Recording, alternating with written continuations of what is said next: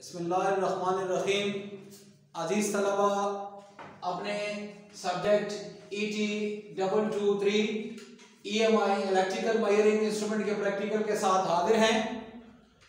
आज प्रैक्टिकल का टॉपिक है स्टडी ऑफ CT यानी current transformer and potential transformer यानी PT, देयर यूजेस, उनके इस्तेमाल, with the instrument and relay, उसका इस्तेमाल इंस्ट्रूमेंट यानी वोल्टमीटर एम्पेयरमीटर के साथ, और उनके जो इस्तेमाल है रिले के लिए, मुख्तलिफ किस्म की रिले के लिए जो इनपुट कम वोल्टेज और करंट चाहिए, जो कि हम हाई वोल्टेज और हाई करंट पर इस्तेमाल करते हैं, तो उनके लिए ये PT और CT कैसे इस्तेमाल होती है।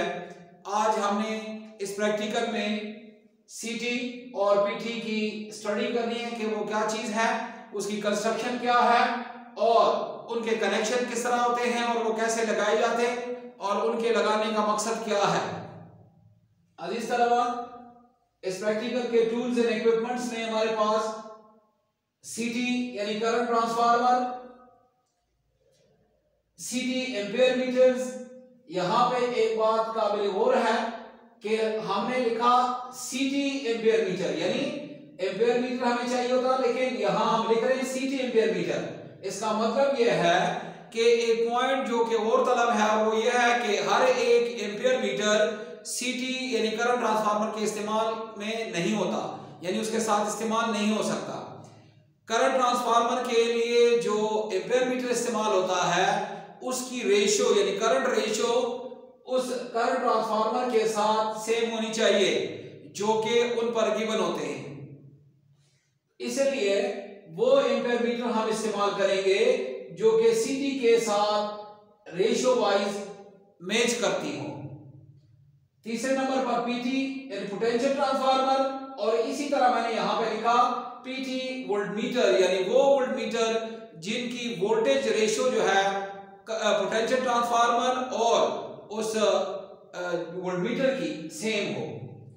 अजीज तलबा, प्रोसीजर लिखा हुआ है और आगे कुछ नहीं है, तो आप समझ गए होंगे कि इस प्रैक्टिकल का जो प्रोसीजर है वो आपने वीडियो देखकर खुद लिखना है। ये आपकी होम असाइनमेंट होती है। अक्सर स्टूडेंट को देखने में ये आया हुआ है कि उनका सवाल होता है कि ये किस तरह हम लिखेंगे, आया लिखेंगे तो गलत हो जाएगा। तो उसके लिए उसका हल जो है वो ये है कि एक तो आप वीडियो गौर से देखें, दूसरी बात कि जो डायग्राम बने होते हैं उनके कनेक्शन आप गौर से देखें कि वो कैसे हुए हैं और उनकी वजाहत कैसे वीडियो में की गई है। दूसरी बात कि जब हम उस चीज के इस्तेमाल के बारे में आपको बताते हैं या उनकी कंस्ट्रक्शन बताते हैं तो उनमें उसका तरीक़ाकार और प्रोसीजर आ जाता है कि उनको किस तरह लगाया जाता है या किस लिए इस्तेमाल होता है। तो प्रोसीजर लिखने में ये पॉइंट्स आपको गौर से देखने होंगे और उसी तरह लिखने होंगे। दूसरा, अगर आप समझते हैं कि आया आपने ये ठीक लिखा या गलत लिखा, तो उनको जो व्हाट्सएप नंबर आपके टीचर्स के, रिलेटेड टीचर्स के हैं, उनको व्हाट्सएप करें, वो उनकी तस्दीक करके आपको वापस कर देंगे, तो आपकी तस्दीक हो जाएगी और फिर आप उसको अपने प्रैक्टिकल की कॉपियों पर उतारिएगा और बनाइएगा। अजीज तलबा, ये पहले डायग्राम में हम देख रहे हैं कि एक करंट ट्रांसफार्मर हमने दिखाया हुआ है, करंट ट्रांसफार्मर, और ये आप देख रहे हैं क्योंकि करंट ट्रांसफार्मर है तो करंट ट्रांसफार्मर की जो कंस्ट्रक्शन होती है उसकी कंस्ट्रक्शन कुछ इस तरह है कि ये आपको इस तरह गोल और चौकोर यानी रेक्टेंगुलर शेप में भी मिलेंगे। जिस तरह ये दिखाया गया है, ये राउंड यानी सर्कुलर शेप में दिखाया गया है। इस तरह के कोर होते हैं, इन कोर्स पर वाइंडिंग होती है और फिर इन कोर और वाइंडिंग को प्लास्टिक के एक कवर में बंद कर दिया जाता है। ये मेरे पास एक करंट ट्रांसफार्मर है, आप देख रहे हैं। ये ऊपर से एक स्ट्रिप जो है वो लगी हुई है। ये स्ट्रिप इस स्टैंड के साथ इसको जो है वो टाइट रखती है और यहां पे ये दो इसके कनेक्शन हैं।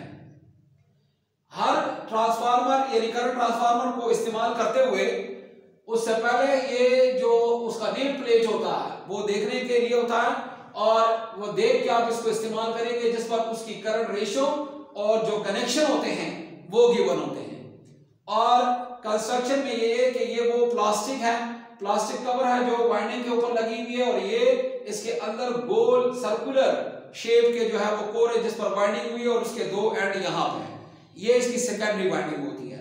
प्राइमरी वाइंडिंग के तौर पर जो हम इसमें इस्तेमाल होता है वो केबल होती है, वो तार होती है जिसमें से गुजरने वाले करंट को हम मालूम करना चाहते हैं, वो इसमें से हम गुजरते हैं। ये डायग्राम आप देख रहे हैं, अगर ये आपको नजर आ रहा है तो आप देख सकते हैं कि ये जो प्राइमरी है ये एक सिंगल टर्न है, यानी वो एक तार है जिसमें से हम उसको गुजार के ये प्राइमरी बन जाती है, और ये सेकेंडरी है जो वाइंडिंग यहाँ पे हुई है। ये सेकेंडरी वाइंडिंग सेकेंडरी बन जाती है, और प्राइमरी वो केबल होता है या तार होता है जिसमें से करंट गुजरता है।